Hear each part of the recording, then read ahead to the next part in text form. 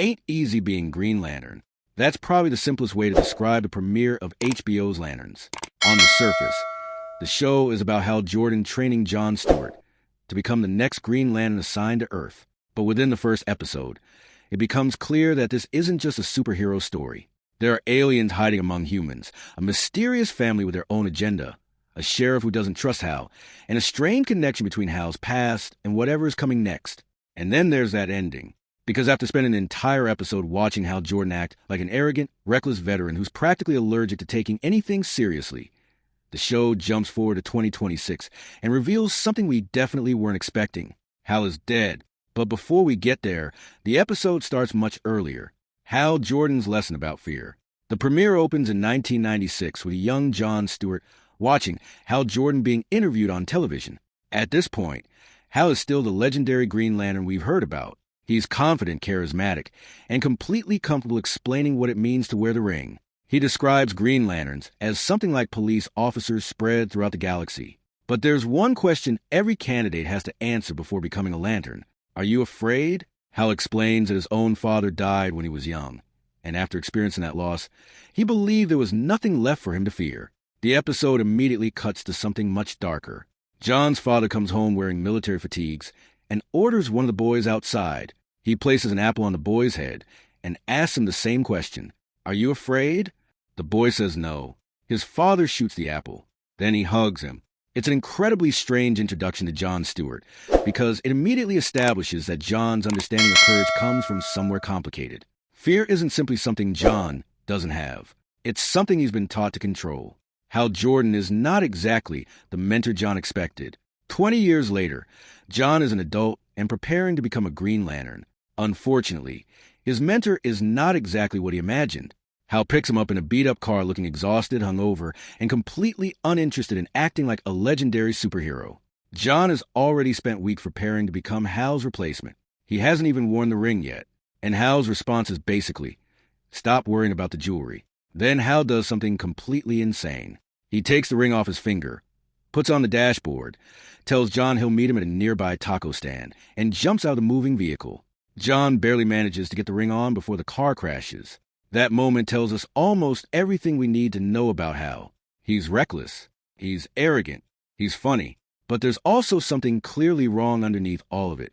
John survives and immediately calls his father. Furious about what happened, his father tells him to stay the course. Then the ring activates. A younger version of Hal appears. It's a recorded version of his consciousness designed to appear if something happens to him. And the message is strange. There's hail in Rushville, Nebraska. Hal understands immediately. His entire attitude changes. Suddenly, the jokes are gone. He tells John to pay the bill and flies away. Rushville changes everything. John travels to Rushville the normal way, while Hal gets there much faster. When John arrives, he finds a local football field surrounded by police and emergency vehicles. Something terrible has happened. The local sheriff, Carrie, isn't happy to see the Lanterns. She doesn't care that Hal is some famous intergalactic lawman. As far as she's concerned, they have no jurisdiction. Hal, however, has another theory. He thinks the shooting may have involved an alien. They notice someone behaving suspiciously and quickly identify him as a possible suspect. The man runs. John gives chase and eventually catches him. Carrie arrests him. But the mystery is only beginning. Hal starts playing his own game. Later, Hal and John sit in a local bar talking about the ring. Hal makes it clear that the ring isn't just a cool superhero accessory. It's a weapon. Knowing when to use it is what matters. He tells John about the day he became a Lantern. He was a test pilot when an alien spacecraft crashed nearby. The dying alien gave Hal the ring and asked him the same question.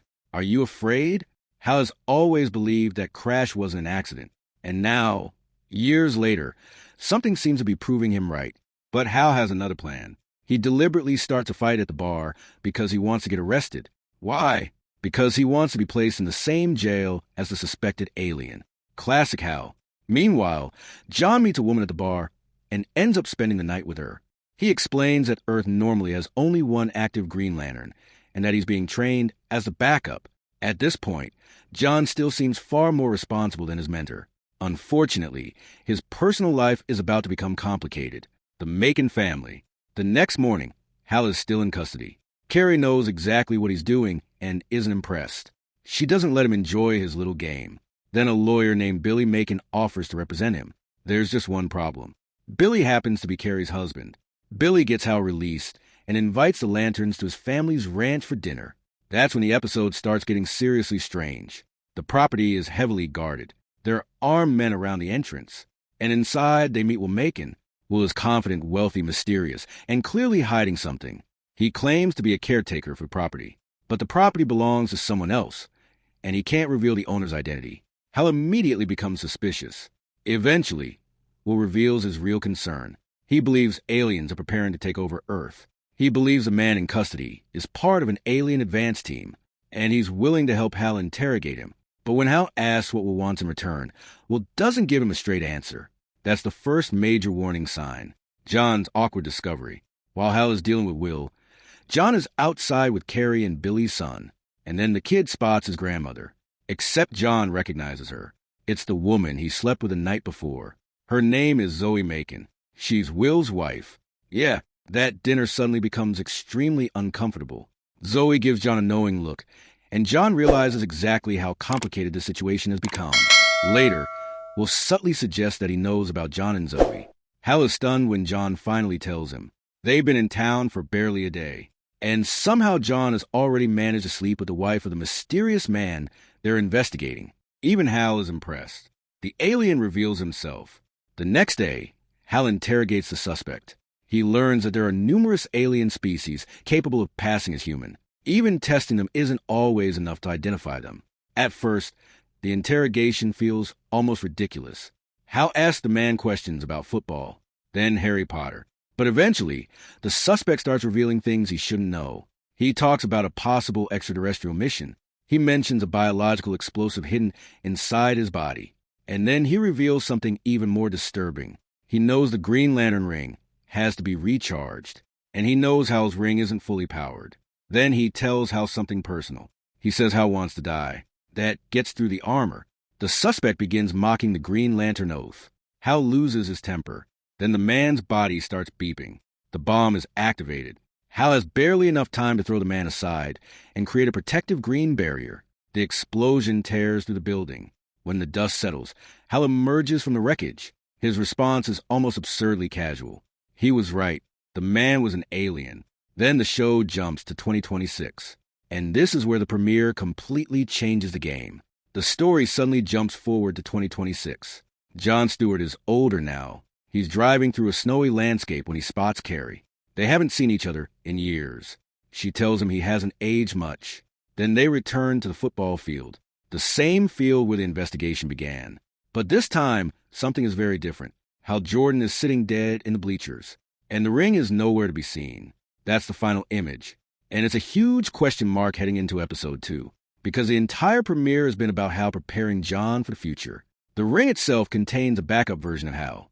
Hal has already admitted that he believes his original mission was an accident.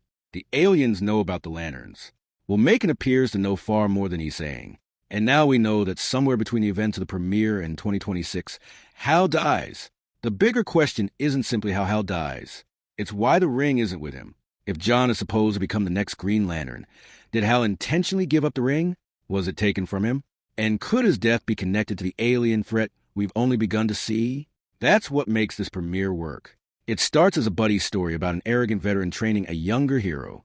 By the final scene, it has become something much bigger. Hal knows something is coming. John is being prepared for something he doesn't understand yet. And somewhere in between those two moments, Hal Jordan ends up dead. The real mystery of lanterns has officially begun.